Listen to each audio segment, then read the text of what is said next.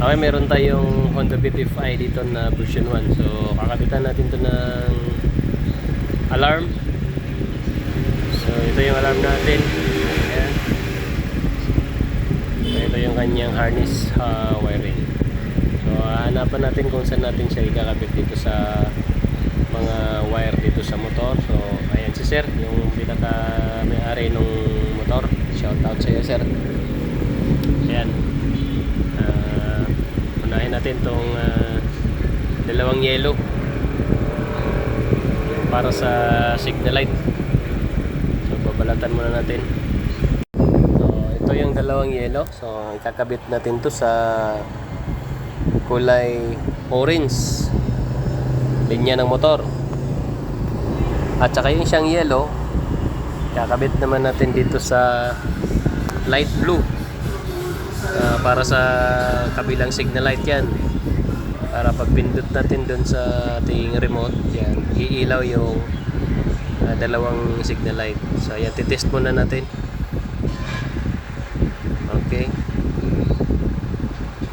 So, yan yung orange at saka yung kulay light blue. Yan yung sa signal light natin. Yan, itatap na natin to. Okay. Ayan yung dalawang kasama natin, si Dodong at saka si Jones. Yan. Okay.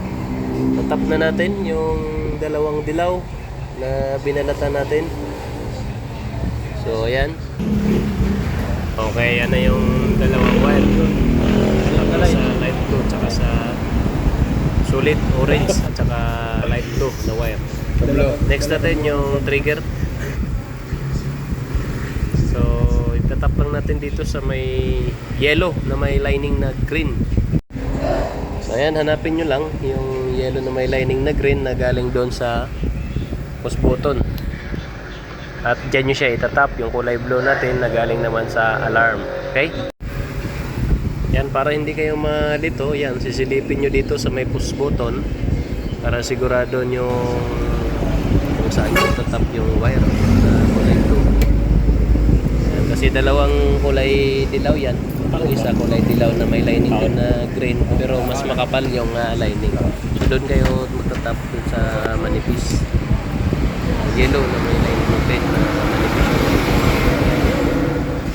Okay.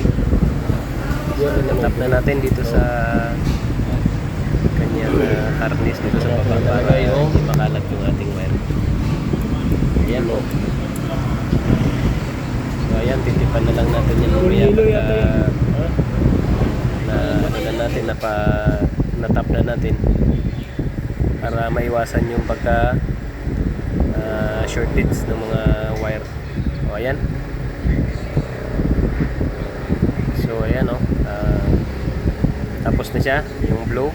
Next natin yung kulay orange at saka yung kulay red, yung pinaka-supply ng ating alarm. So yung kulay red natin, dito lang natin itatap sa may susian. Kulay red din na wire, yan. Tapos yung kulay orange, itatap naman natin dito sa kulay black. Yan, sa susian din, dalawang wire lang naman yan, yung sa ignition. Kasi version 1 tong lagyan natin ng alarm. Sa mga version 2 naman, 4 yung wire dyan, pero may kailangan pang i-modify doon sa version 2. So dito tayo, dalawa lang to. Yan, yung pula, sa pula din ilagay. Tapos yung orange doon sa black, sa accessories wire. So ayan, iipit lang natin dito sa socket ng ignition switch natin. So ayan o, ayan yung itsura niya pagka naipit na. Okay. Mamaya i-wire ano natin yan, management, i-balutin natin ng electrical tape para malinis tingnan. Sasaksak natin dito sa kanyang harness yung pinagdugtungan natin kanina nung kulay dilaw at saka yung kulay blue. So ayan, nakabit na natin yung orange at saka red. Yung negative naman, yung kulay itim na galing sa alarm, kakabit natin sa green na may lining na blue. So negative din yan. O hanapin nyo lang dyan sa sa socket yung kung saan yung linya ng negative. Gamitan nyo ng tester, ilagay nyo sa positive yung tester nyo, tapos tusok-tusokin nyo na lang yung mga kulay green dyan. Pagka umilaw, so yun yung negative connection. So dyan tayo magtatap ng wire na kulay itim na galing sa ating alarm. Okay, so ayan, double check lang natin yung negative line. Ayun, umilaw siya. So ito yung negative, dito tayo magtatap ng kulay black ang ating wire na galing sa alarm. So ayan, kabit na natin yung black. So ayan, i-review lang natin yung mga connection ng wire natin. Yung kulay blue doon sa may yellow na may lining ni green, tapos yung yellow, dalawang yellow yan sa orange at saka sa light blue. Ito namang orange at saka red natin, lagay natin dito sa ignition switch. Sa red, ang orange ay sa kulay black. So ayan, i-testing na natin itong ating alarm na in-install. So ikabit na natin para ma-test natin kung gumagana lahat ng